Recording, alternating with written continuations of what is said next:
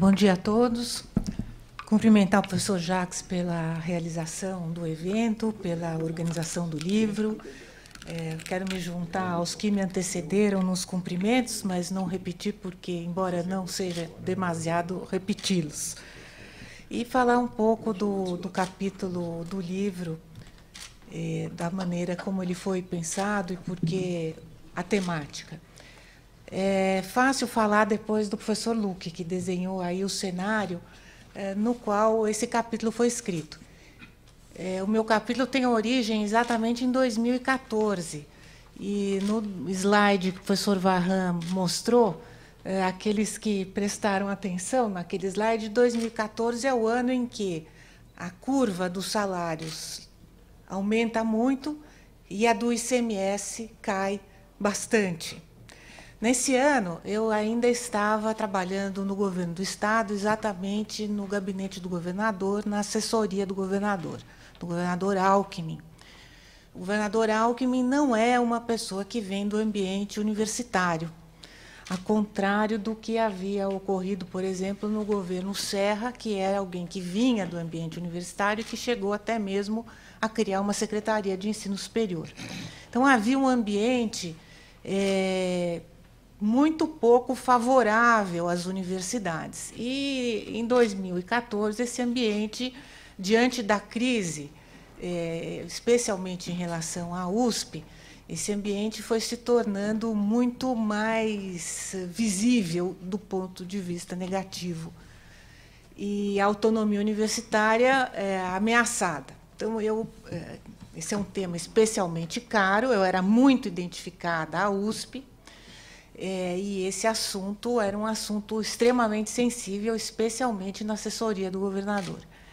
E, a essa altura, o professor Goldenberg, nesse período, também várias vezes esteve na assessoria do governador, tratando desse assunto da USP, mas o ambiente não era nada favorável. Tem esse panorama todo da queda do ICMS, de uma não compreensão do que fosse autonomia universitária e uma série de medidas que haviam sido tomadas e que depunham contra a autonomia universitária. E aí que esse panorama de defensores da autonomia universitária, detratores da autonomia universitária e céticos da autonomia universitária se mostrou muito visível. E o capítulo que eu escrevo nesse livro desenha um pouco essas figuras com as quais eu convivia diariamente. Não preciso dizer que eu me identificava com o grupo dos defensores, mas era uma defesa até difícil de ser feita, muitas vezes com embates ali no centro do governo do Estado, né? Então, esse texto tem origem nesse ambiente em que era preciso fazer uma defesa coerente da autonomia universitária, e justamente num ano de eleições. O ano de 2014 foi um ano de eleições, onde uma série de restrições eram impostas do ponto de vista eleitoral, do ponto de vista financeiro, àqueles que exerciam cargos públicos. E uma coisa que chamava atenção é que essas restrições não haviam em relação ao mesmo ambiente eleitoral quando ele ocorria dentro das universidades. Esse é um ponto que eu exploro nesse capítulo também, e o outro ponto da responsabilidade fiscal, que não alcançava também as universidades. Então, são duas linhas de argumentos que o texto explora e que acabam sendo incorporados pela universidade. O professor Varran mencionou os parâmetros de sustentabilidade econômico-financeira que a USP adotou no correr desse ano, mas que também incorporou uma série de medidas que já vêm elencadas na lei eleitoral e que a USP, por decisão do seu conselho universitário, acabou incorporando também como medidas a serem adotadas agora em anos de eleição reitoral. Ou seja, não se pode aumentar salário, não se pode adotar qualquer outra forma de despesa que comprometa o orçamento nos anos do próximo mandato reitoral. Isto é, um reitor não pode assumir despesas que venham a comprometer o mandato que sucede o seu, além das medidas que o professor Varran já mencionou. Agora, isso, o meu capítulo, na verdade, explica por que é que a lei de responsabilidade fiscal não alcança as universidades. Ela não foi feita para alcançar as universidades, mas ela foi feita para alcançar as despesas do Estado como um todo. Ela não se dirige especificamente à universidade. E essas medidas que o professor Varran já mencionou, adotadas por força do exercício da própria autonomia universitária, por decisão do Conselho Universitário, acabam revelando nada mais do que a adoção de parâmetros de responsabilidade institucional, traduzido em medidas de contenção, chamadas aí de sustentabilidade econômica financeira, e que, a meu ver, acabam revelando o exercício, nada mais do que o exercício responsável da autonomia. E, com isso, me parece que foi dada uma resposta extremamente positiva aos detratores e aos céticos.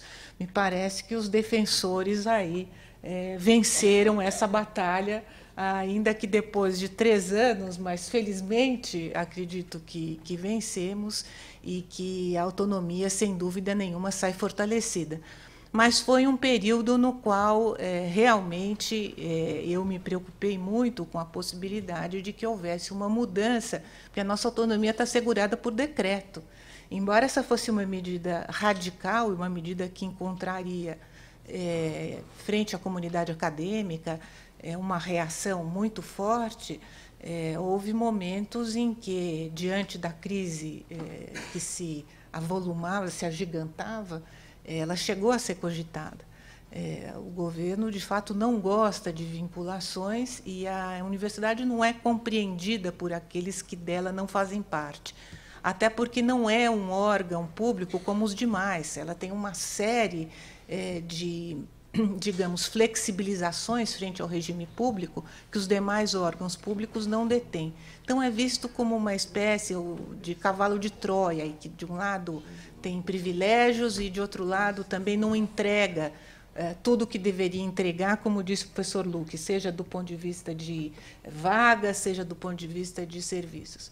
Mas eu penso que essas medidas, de fato, fazem com que os defensores, nessa batalha, tenham ganho, e muito.